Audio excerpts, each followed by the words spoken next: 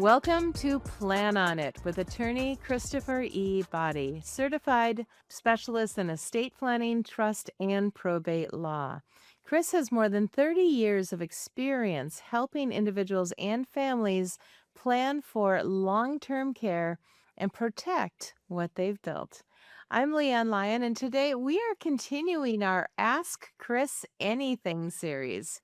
In these episodes, we answer real questions from listeners about estate planning. So if you have a question you'd like Chris to answer in a future episode, you can send it to info@bodylaw.com. We appreciate everyone who has submitted questions so far. Chris, here's your first question. You ready? Well, I'm good to see you, Leanne, by the way, and I'm super excited about this series, the Ask Me Anything or frequently asked questions, whatever you want to call it. It's an opportunity to reach out to people and have them ask what they think is important to them, which is fantastic. So I'm super excited about doing this series. Thank you for having. I think it's super fun as well, and I'm happy to be part of it. So, Chris, the first question from a listener is estate planning only something people need to think about later in life, or does it matter earlier than that? It certainly matters earlier than that, but most people do put it off to much later in life because they don't want to think about death, unfortunately. And that's the reality of the situation. This is like the number one enemy of estate planning is procrastination. And so when you're young, you're thinking, well, this isn't going to affect me for years. I don't need to worry about it. And you kind of just punt it down the road and keep kicking it down the road. And eventually what happens is a triggering event. We call it a triggering event, like either a death in the family or something happens to you personally, to a friend or a loved one, which says, wait, I may not be around forever. I might want to be planning for that because if I don't do anything, the state will take over and decide how things go. And so when do you need to actually start thinking about this? Well, usually when you have a young child, for example, that would be a good time to think about estate planning because you're going to want to nominate guardians who's going to raise your child or children if something happens to you. And then the other would be accumulation of assets. Once you have an estate, a large enough estate to trigger what we call probate in California, you're going to want to consider doing estate planning. So most people wait until much later in life, but you should actually be doing this earlier in life. It's just the reality is people don't. Most people, I should say. My triggering event was definitely having young children.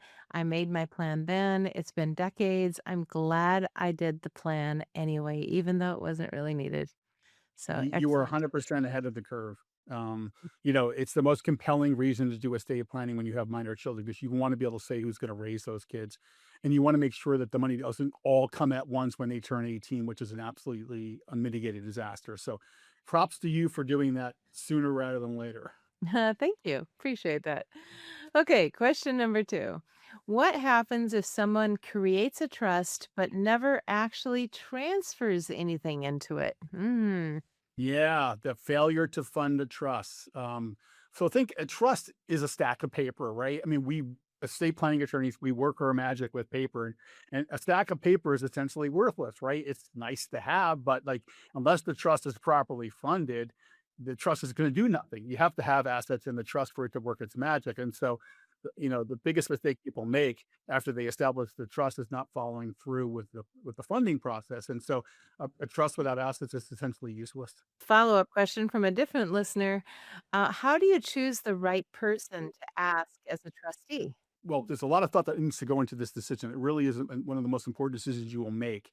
Estate planning, just to take a step back for a second, is really about two issues: who's in charge of what and when, and who gets what and when. And so, the who's in charge of the money is called your successor trustee, also known as an executor in a will.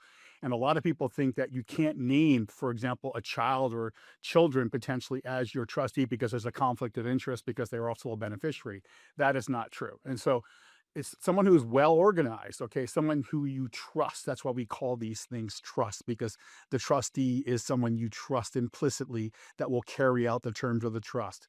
And so you just need to pick someone who has a good head on their shoulders, knows if they're in over their head, for example, they can get help. They can use the trust resources, for example, to hire someone to help with the taxes or hire a lawyer to help with the administration. And so um, the key is you get to pick this person. And if you don't do anything, the probate court will make that decision for you. So is one of the most important decisions that you will make. And of course, when you get us involved in the process, we will help you choose this person.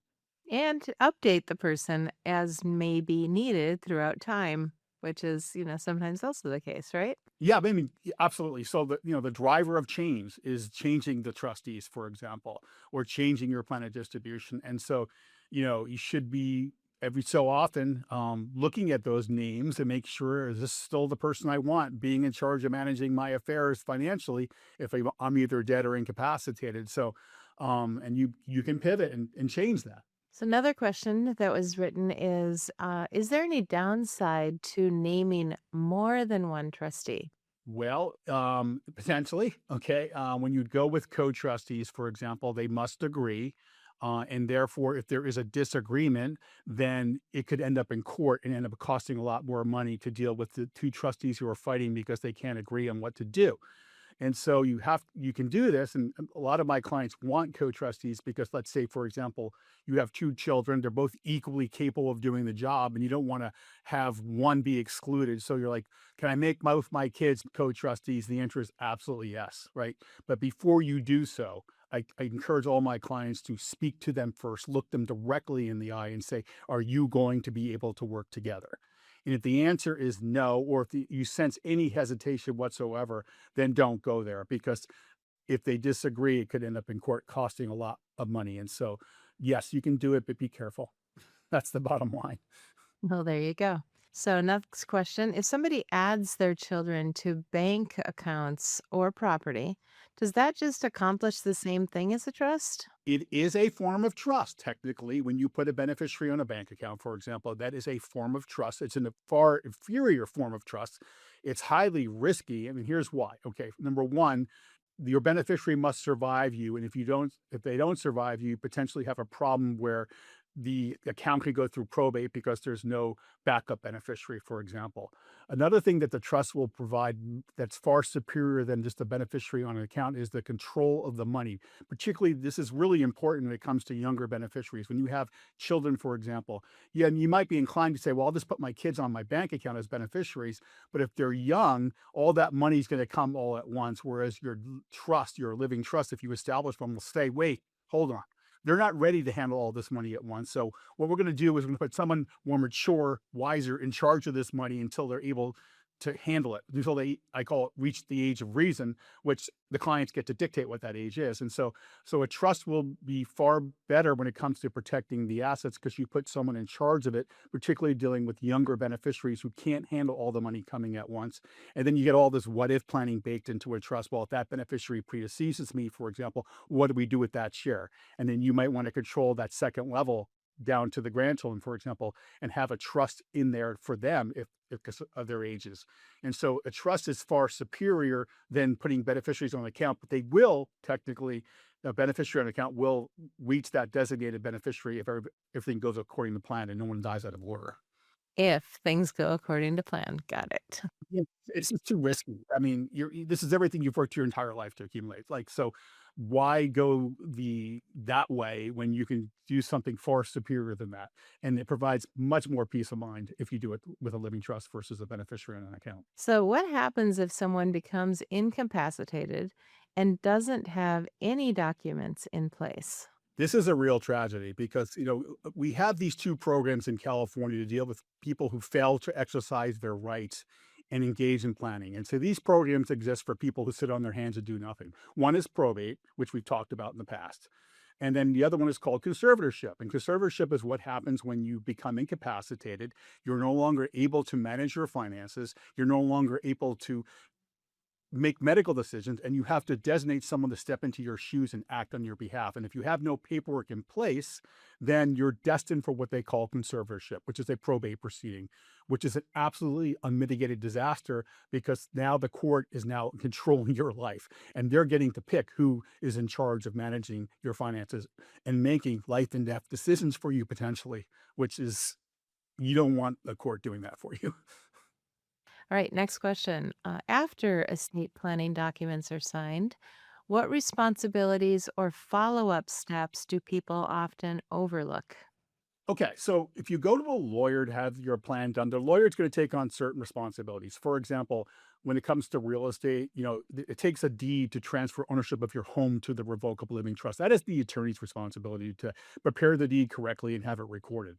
But there are certain things that you must do on your own in order to fund your trust. And so you'll be prompted to like put your bank accounts in your trust, for example. You'll be prompted to put your security accounts in the trust, if you have a brokerage account, for example, and you must follow through with that, because if you don't do that, then that asset will not be in the trust, and that could be a problem and cause probate. So here's an interesting question. If somebody moves out of California, does their estate plan still work?